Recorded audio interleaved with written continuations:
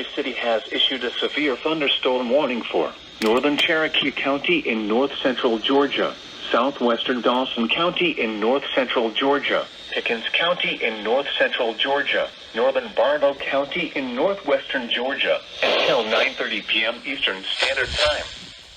At 9 p.m. Eastern Standard Time, severe thunderstorms were located along a line extending from Blaine to near White to near Kingston, moving east at 60 miles per hour. Hazard, 60 miles per hour wind gusts. Source, radar indicated. Impact, expect damage to roofs, siding, and trees.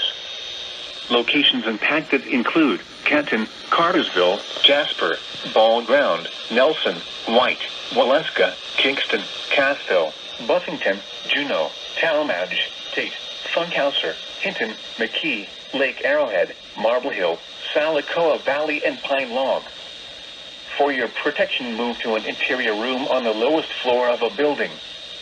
If you see wind damage, hail, or flooding, wait until the storm has passed, and then call the National Weather Service toll-free at 1-866-7-634-466 or tweet us your report at NWS Atlanta.